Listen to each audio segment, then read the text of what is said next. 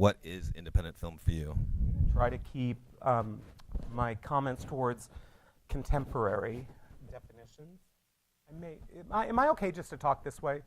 Okay, great, because I'm loud anyways. I'm going to try to keep everything towards contemporary definitions and not harken back to the past. So in this era, where we have a completely huge group of people trying to create visual content, I would rely on thinking about independent film as a means of personal expression first and foremost, because generally speaking, you're not going to find that in the world of commercial film.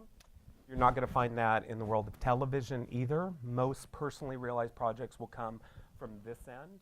And I kind of, because there is so much content made now, I actually define personal, when we're speaking about independent film, in another two ways. One is having a personally driven narrative to your motion picture, as well as something that is visually and aurally personalized to that content.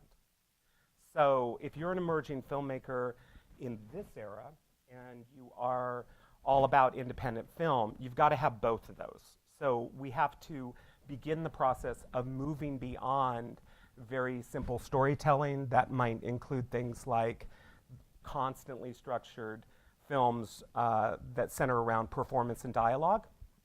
We need to move on towards utilizing capability of camera, mise-en-scène, oral design, color orchestration, different editing, methods of editing, whether it's dialectical or whatever. So I really believe that if we're going to have an independent cinema now, because there's so much content, we need to infuse it with both a visual and an oral language that's pronounced now. We have to get you guys to shine. We got to pull you out of the pack. If you shoot everything like everybody else shoots, and you tell me stories about, oh, my girlfriend left me and I'm sad, you're not going anywhere. You're gonna have to learn how to look deeper. What about,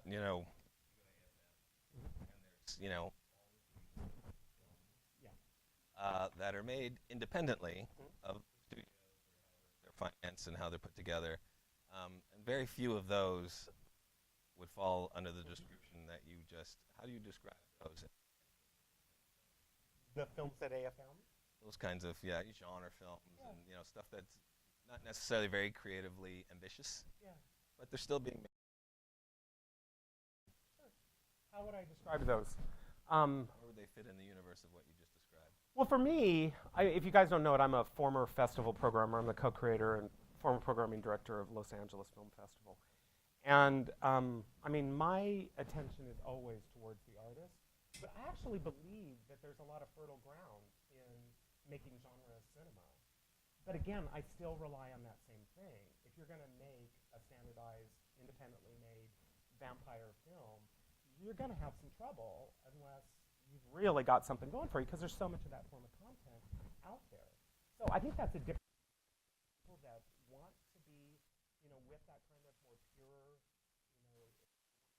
expressionless or traditional genre material. I think they're probably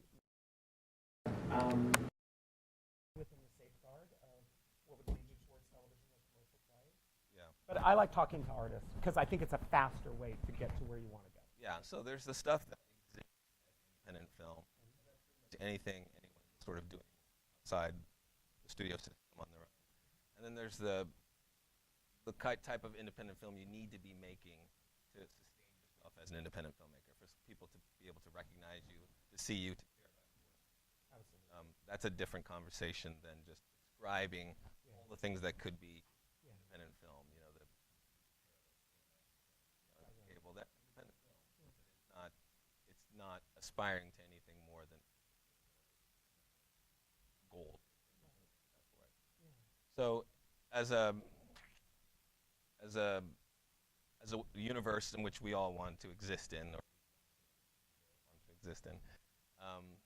I was at a talk recently, and the panelists were talking about how independent film is broken. Like it's broken.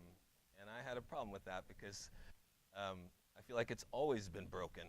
Like it's never been quite what the media to be, you know, even its heyday, the people that benefited financially were able to set up lives for themselves as independent filmmakers was a very small percentage of the people making films. What are your thoughts about that, about this idea that independent film is broken?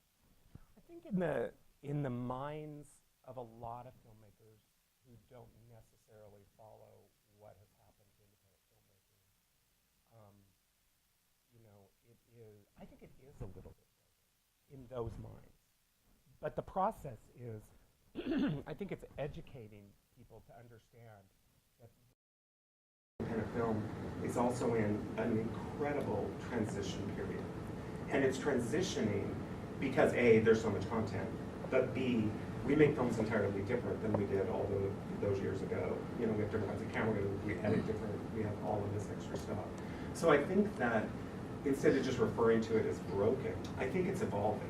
And I think that when we think about it evolving, what I'm noticing from a lot of filmmakers that I either speak in front of or that I meet, that they're still locked in traditions.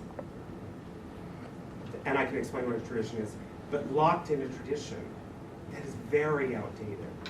I mean, I see a lot of independent films that feel like they were made in the 90s. You know, I've said publicly that I believe it's very hard to find an American auteur that came out of, say, the recession era of 2007 to today.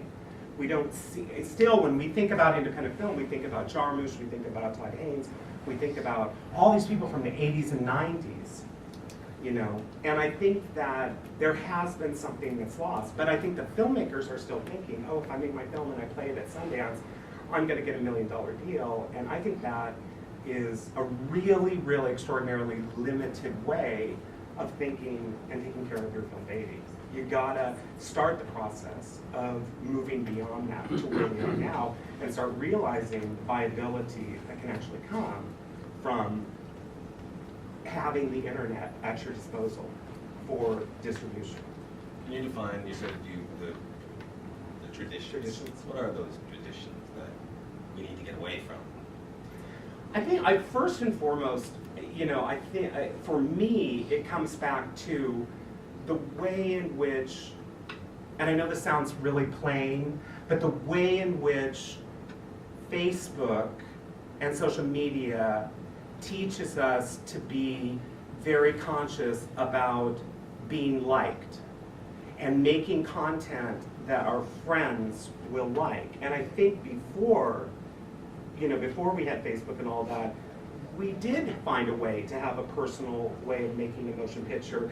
And because at its infancy, there were no forms of distribution for our movies.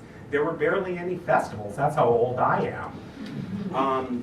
That we made content more for ourselves. We made content that we felt these were ideas, conceptions that needed to be told. And I still feel like filmmakers are not really busting through any longer because of this self-consciousness of making something that will make them popular fast or making the Sundance movie. I think that people are consciously shutting down on their ability to tell us something new or tell us something that you believe, that everybody in this room may disagree with, but nonetheless, you put that forth. And I think that's what needs to change, because I really do feel that most independent filmmakers, and I don't want to hear these things about, well, how else do you get the money unless you do this? I don't care. You guys have it so much better than John Cassavetes had it in the 70s, when there was no, and if you don't know who Cassavetes is, you need to get shit together. That's the 1970s. But I do believe that, you know, he didn't have any form of distribution. He didn't have any money. He made movies his own way. Sometimes the production schedule was, you know, weekends over a period of 3 months. So I'm saying that this is a really innovative time, and you have these cameras from Canon and everybody else that allows you guys to actually figure out something that works for the money you have and so forth. But the thing that's lacking is the personal voice. The thing that's lacking is your hard-fought personal ideas realized on screen. So I think that that, you know, there is this tradition now of being safe, you know, and I think if you play that tradition, most people are playing that, and you're not going to have that opportunity to advance to where you really want to get, because your film is going to blend in. It's going to look like everybody's, and it's going to say, well, basically cliches. So, you know, the key for a lot of independent filmmakers is how can I create a sustainable model for myself? How can I create a life as an independent filmmaker? How do you speak to that? You know, I think that's where a lot of the people who fall back on traditions and do stuff that they've seen before, because they think, I want to do stuff that's going to earn some money and I can continue to make films. But what you're saying is that it's actually going to set them back. And is there a sustainable model for people doing the kind of work that you're talking about? I think so. This is where I get so excited about this era, and this has a lot to do with the ways in which we think about things like distribution. I mean, as much as I can explain what this is if you don't know, I hope you do. As much as, you know, America, the rest of the world's always had film movements full of thinkers that were challenged by their times, by money, by crises, and so forth. You know, Italian neorealism, whatever, a French New Wave. Well, America never had a movement. The independent thing that we've had is more of a scene, I think, a place to come and say that you're an artist, where most people just wanted to be famous, I think. But you know, I believe that our first film movement, which is so nauseating, is something called mumblecore. And I think that the mumblecore filmmakers, the people that made these relationship dramas and comedies for like $10,000, and learned to play those films at maybe one festival, like South by Southwest, garner a ton of press, and avoid trying to get traditional forms of distribution, and put that film on the internet, on their own website, PayPal it out, to get some more money, to make another motion picture. You know, filmmakers like Joe Swanberg, 3 films in 1 year. Now they're all $10,000 films, they have rudimentary production value, he could have done better in my opinion. But so I do see that as a very basic way of beginning the process of making this a little bit more sustainable for people. In other words, what I'm saying is, if you continue the process of creating, and it's very important, feature-length content, and you figure out a way, in my opinion, utilizing the network, or the internet, to get it out there, you've got like baited hooks in the ocean. You've got all sorts of things to reel in somebody who can help you take a longer and bigger step. Can I tell one brief story? So I produced, 2 years ago, I produced a feature, which you can see on Netflix and Amazon and stuff. It's called Like You Mean It. Yes, it's a relationship, gay drama kind of movie. But it's very unusual, and you'll get an idea as to what kind of producer I am when you see it. But it's $78,000 feature, okay? So we played a bunch of film festivals very quickly because our film looks strikingly different. It practices everything that I'm preaching to you today. It has a totally different idea as to what and how we're going to approach our gay subject matter. But here's the thing. We played 24 festivals in like 3 months. We got 2 distributors, 2 traditional smaller gay distributors. They both wanted the film and they decided to work together. To wrap this one up, the film eventually, after it played on one of the distributors' websites for a while, went to Netflix. On Netflix, one day, the director called me and he said, "Thomas, I got an email." And I'm like, big deal. And he goes, "I got an email from Scott Rudin today." So Scott Rudin is the producer of the Coen Brothers movies. He's the producer of Social Network. Scott Rudin contacted us because a friend of his told him about our movie. He watched it. He fell in love with it. Okay, so he's like, I produce at the $100 million, $60 million level. I don't know what I can really do for you. You guys are awesome. And I mean, this was not a short email. This was like 3 paragraphs he wrote us about how much you love the film.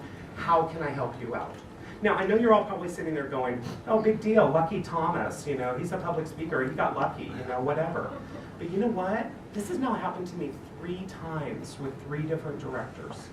finding a way. Gabriella Tolman from FA, made her first feature. 75 minutes, it took a few years because we didn't have any money. That was a $33,000 feature. And she found her way of getting a director gig on a Lifetime Movie of the Week. Somebody found her, they Googled her. They wanted a female director who knows spiritual stuff. And they Googled Gabriella and found her, and she's still waiting and trying to figure out when they're gonna actually do this Lifetime movie, but that was a job for her. And again, that film only played at a very good community film festival called CineQuest in San Jose. It didn't play Sundance. Like You Mean It, yeah, Sundance loved it, but they didn't play us. Kim Butine called and said, we love your movie, but we're gonna pass. And we're like, uh-oh. And so did South by Southwest. Like You Mean It was seen basically on the gay circuit, But again, it was like something out there that somebody could find. And when we had something that was different from everything else, it led people back to us. So I think that is a sustainable way of getting yourself out there and beginning the process of making a living. So, and what about all the, so you're talking about from, feature-length films. Yes. What about the other filmmaking opportunities that are out there for filmmakers, doing web series or, these little VR content things, all these other different storytelling platforms that are out there? Well, I think first, web series, again, the hardest thing about there's two things that are working directly against web series making. And I had to learn a lot for some seminars that I put on about web entertainment, because I didn't know anything. But I noticed that the content, for the most part, is not popping. There's nobody out there with that kind of voice yet, and basically it all looks the same. So it goes right against being discovered. The other thing is, there's so much of it, and trying to help people to find you is tough. So you're going to need a good viral marketer, I think, in order to help you be discovered and connect with somebody who can take you to the next step. I think this is the thing about the internet that makes it so exciting. In other words, I think Sundance and South by will always be here to help elevate our motion pictures, shorter features. But at the end of the day, I actually believe that this is the era that could potentially be the rise of the independent producer who starts to realize that we can begin the process of marketing our own motion pictures. As far as VR goes, I'm working with some VR filmmakers for the first time ever at a university job that I'm a film school professor. And I will tell you that, I don't want to be old school. I don't want to just preach the genius of 35 millimeter, I think 35 is great, but there's a lot of great stuff to say about digital, so I'm never gonna say, there's nothing in VR. I think there's a lot. But right now, VR is also in that position of shifting, I think, finding what it can be. Because right now, by most filmmakers, it's just a technology that's being exploited. And I don't think we have to learn how to incorporate that technology into our narrative properties, into richer ideas of what can be done, not just exploit it, kind of like what keeps happening with something like 3D outside of, say, a James Cameron motion picture. Yeah. So, in sort of trying to define yourself as an independent filmmaker, have a personal voice, an aesthetic that's unique and people respond to, because I agree with you, that's the only thing that's going to stand you out from the pack. If you're doing the same stuff that they're doing with $100 million movies, but you're doing it for $10,000, it's just not going to work. And it's not going to distinguish you from in the way that you want to be distinguished. So, but there's all these interesting shows emerging on cable TV that are taking more creative risks than we had seen previously in TV as a whole.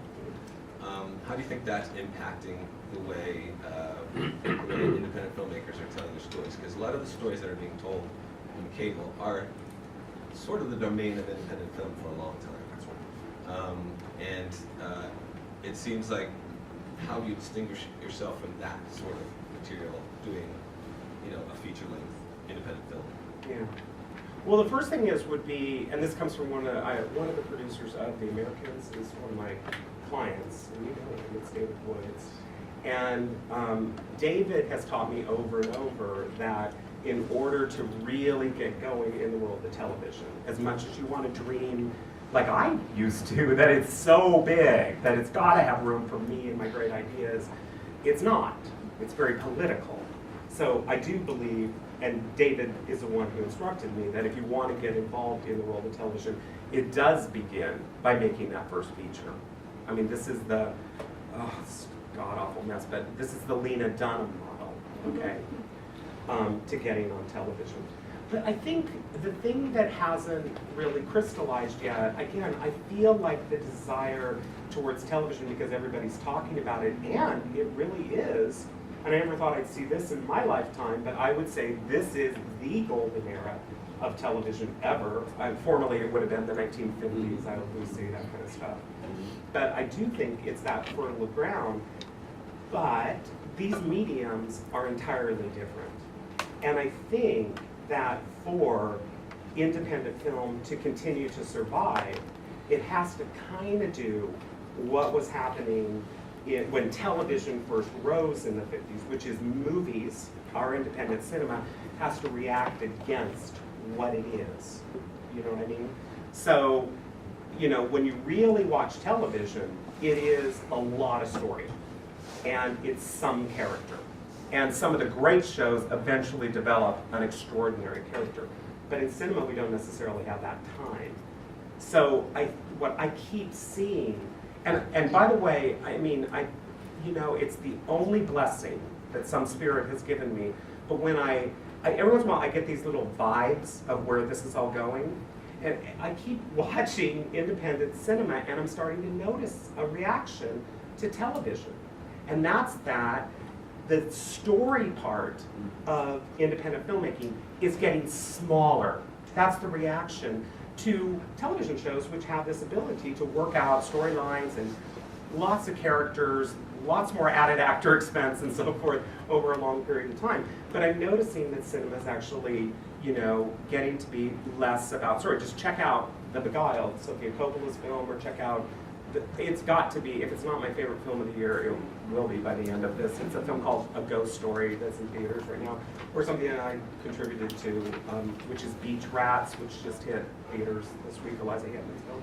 So the idea is that you go back and you start looking at cinema, you start noticing that independent cinema is becoming more and more, you know, intensely character-based, with, you know, really interesting production value and so forth, different kinds of techniques being used depending on the content. And I do think that begins for the right person to suck us back to that starting point. If your dream is TV, that's a great dream, but you're still going to have to put yourself out there. As much as I don't like Lena Dunham, and I don't think she has anything to say, I'm very direct.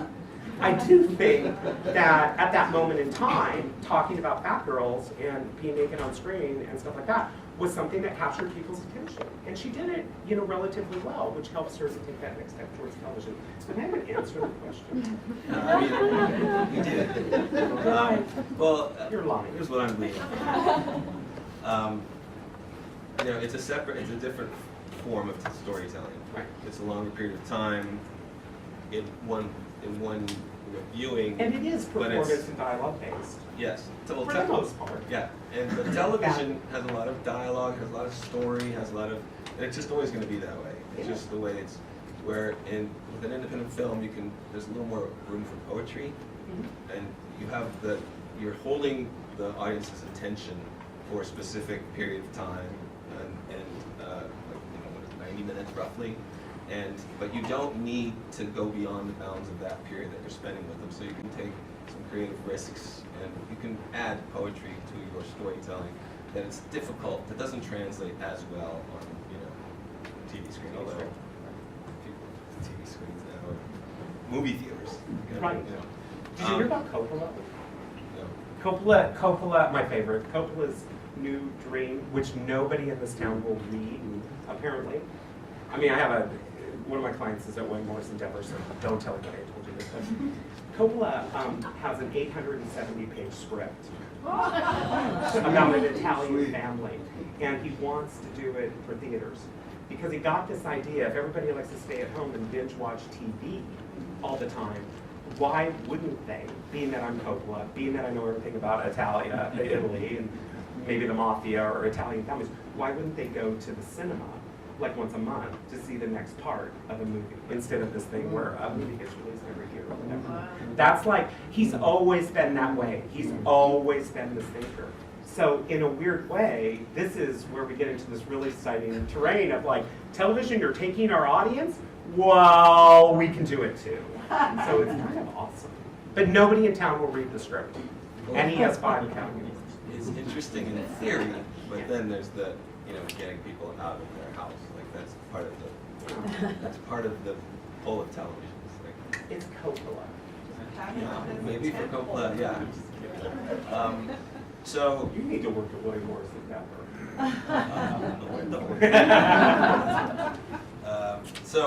so here we are. So we have this room full of filmmakers, and I'm curious, how many people here have made a feature film? Not quite a few. And you're working on your second film. Yay! Congratulations. Right. So most of the people here have made a film, and then everybody here, I assume, wants to make a film. If you haven't made one, otherwise, why are you here? So what are we telling them? What is if we wanted to give a takeaway of this day for them from a sort of macro perspective? What would you want to say to them? What would you want them? What are a few key things that they should be thinking about as they sort of figure out where they are in the independent film universe? Okay, so the first thing is don't write or conceive what you know. Don't write what you know. I know everybody tells you to write what you know, but here's the deal. You don't know anything. You haven't experienced anything significant. I know that sounds like, God, what a bastard he is. I was going to call myself a bitch.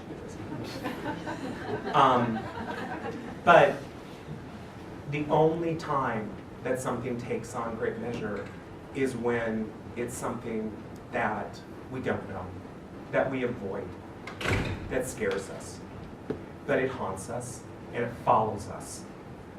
And we have to get in there and reinterpret that.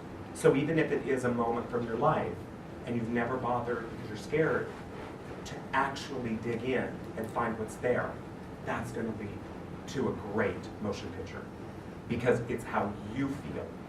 Not so much what you experienced in the moment, not reflecting back on, but rather looking at it from now, what you got out of it. Because your goal as an emerging filmmaker in a very crowded playing field is to discover a way of putting a very strong personal voice onto your motion picture. If you think about all the people that we love to talk about that are independent filmmakers, Todd Haynes or P.T. Anderson or whatever, this is what they do. And they do that also within the realm of the visual dynamics of what cinema can potentially be as well. So, and that changes based on your theme or your content. This is what I do as a visual consultant, as a writer consultant. This is how I work with people. It's to stop you from writing cliches, things that make you comfortable, you think it's hip and cool, but everybody else has already seen it and done that. So I think that that's the first thing. It's a really intense moment in time when you have to get back in touch with who you really are and screw your ideas of even writing and conceiving and filming for a specific audience you want to get to. I think when you conceive of stuff, you have to connect to something higher than in this era. And for those of you who are spiritual, it means write for the universe. Write for all time. Don't write for right now. Write to leave your personal impressions for all time, so that somebody will come back and learn about this era. Does that make any sense? Write, for those of you who might be a little bit more religious, write for God.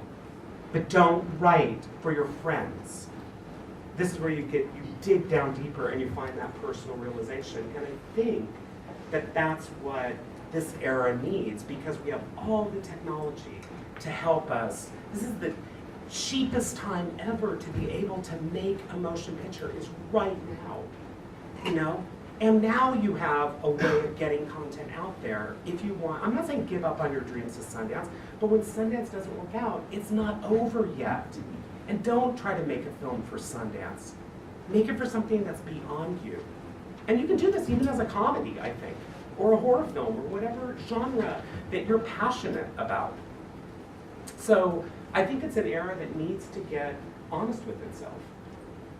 Yeah, and I would agree that you could do it for any genre, any platform, short film, feature film, horror film, comedy, whatever.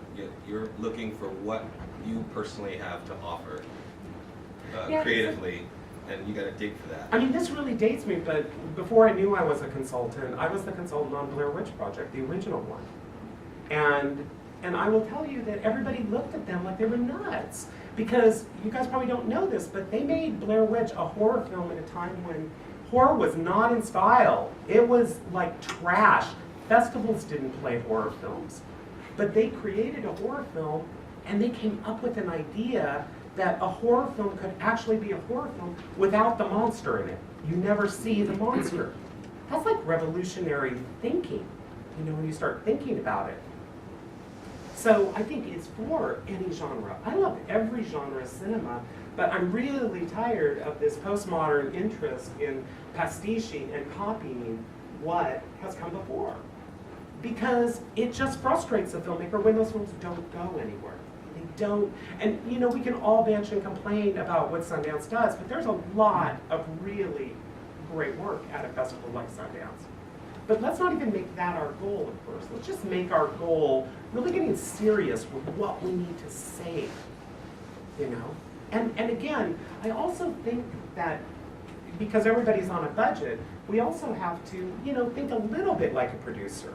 So you're gonna have some trouble, you know, making a film if you start setting scenes at LAX and stuff, which is not gonna happen. Or, you know, and maybe this personalization of cinema means a more intense focus on your protagonist instead of all these peripheral characters and stuff. Something I'll talk about in the next panel is that in this era I've noticed that supporting characters in films don't really exist any longer to have their own arcs and stuff. That's TV that allows for that today. But supporting characters in film really now just exist to re-embellish the protagonist, what she's going through, what she's feeling.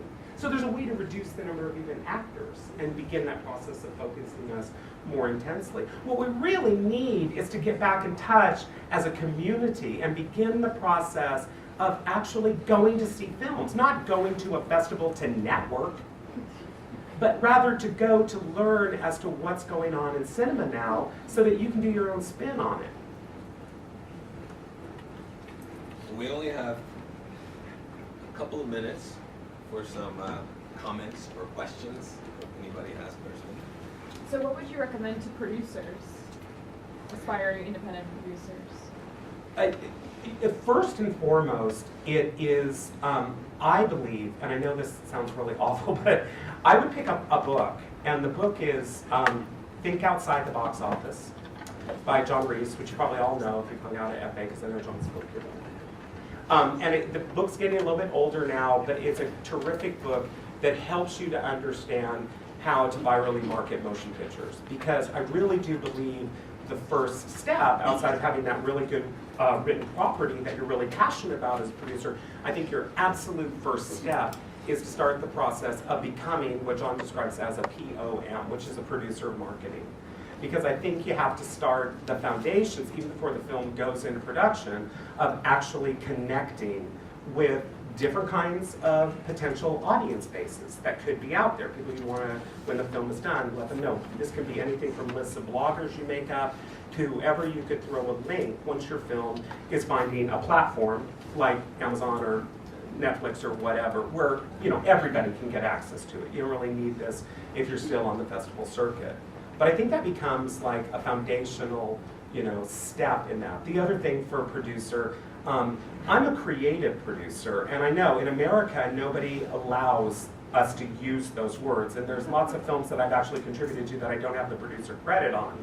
But I'm a creative producer. My job all happens behind the scenes.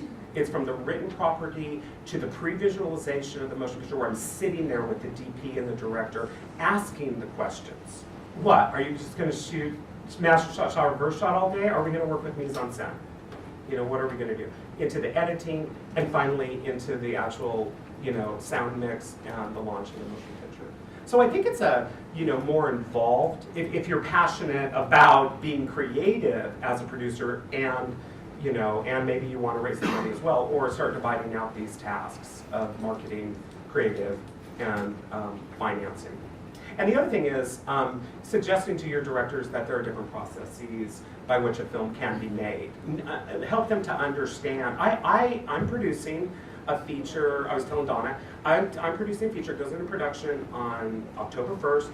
They're shooting in France. The design of the script is a resistance movie in France.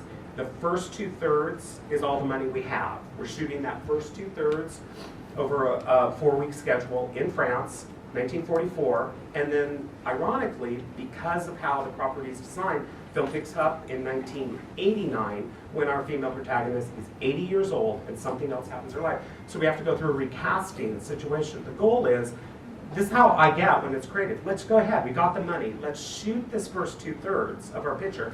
Let's cut that together. Let's start seeing if we can get like a French grand dame, the film's all in French, to come in and play this woman at age 80. So, and that's where we get a little bit more of our springboard to help us find an audience or get into festivals or whatever. So it's a matter of being a creative producer, unless your skills are more bent towards, you know, the financing end of it. But also, like, you know, you want to bond with and connect with filmmakers who are doing work that speaks to you, that's like sort of a, you know, you haven't seen before. They have a you know, specific voice, creative voice. They have some, you know, it's hard to find people like that. Like, so they're gold when you see them. So when you go to festivals, you want to be looking for that kind of work and finding those kinds of filmmakers that you want to throw your energy and talent behind. And then you start finding creative ways to support them with, you know, however you're going to make the film for 50 grand or, you know, $1 million, whatever it is your first feature is going to be. But finding those creative collaborations are a big part of. And that's that part about community. FAA provides us with a safe space to connect with one another, but we have to get back to that idea of being a community. And part of being a community in a capitalist society means supporting each other's motion pictures in any way that we possibly can, because you're going to want them to support yours when you get something done. That means attending it, a screening, or whatever you can do, or promoting it on your Facebook or whatever it might be. Okay, we have time for one more question, especially if the answer is this long. Oh, sorry. I was really intrigued by your comment to write for God. Can you talk a little bit more about how you came to that that theory, that writing for a higher purpose really brought about the story that needed to be told? Sure. I mean, if you close your eyes and you start the process of thinking about writing something that moves you beyond yourself, you start to write in a different kind of way that immediately gets you in touch with your own feelings. If you're safe, if you have enough courage to connect on that level. And I spend a lot of time trying to get filmmakers to connect to that dimension that they often try to avoid. So when it comes to like thinking about art, not just for a popular audience any longer, or Sundance or whatever, but thinking about creating something like a document you leave behind for all time for someone to find. Part of that idea came to me when I was thinking about all those films that were found in Alaska. It was a documentary, you know, and they found all of these silent films that were just buried in the snow. And I started thinking, wow, you know, cinema doesn't necessarily anymore have to disappear, you know, that it can remain here for all time and speak of our own feelings and generations. So I don't know if that really answers that. It's a tricky thing. It's a process that I put, you know, folks through when I'm working one-on-one with writers. But it's a recent idea that kind of like came to me. And I'll tell you, I'll be very honest, where it really gelled for me completely, the terminology, was in that David Lowery film, A Ghost Story, which, by the way, is a $100,000 motion picture, starring Rooney Mara and Casey Affleck under the sheet. And And there is a sequence where they talk about, there's a character, I don't even know who he's supposed to be in the film, he talks about that Bach never wrote music for an audience. He wrote for God. And I'm a little leery about saying God, I'm more spiritual than that. But I think it really helps you to transcend and hopefully connect with something that's personal and greater than just, my girlfriend left me and my heart is broken. Even if you're doing comedy, there's a way people found and transcend just the But the superficial roots of elements. great comedy are always Yeah. really serious. Sure. Deathly serious. All right, thank you for this first session.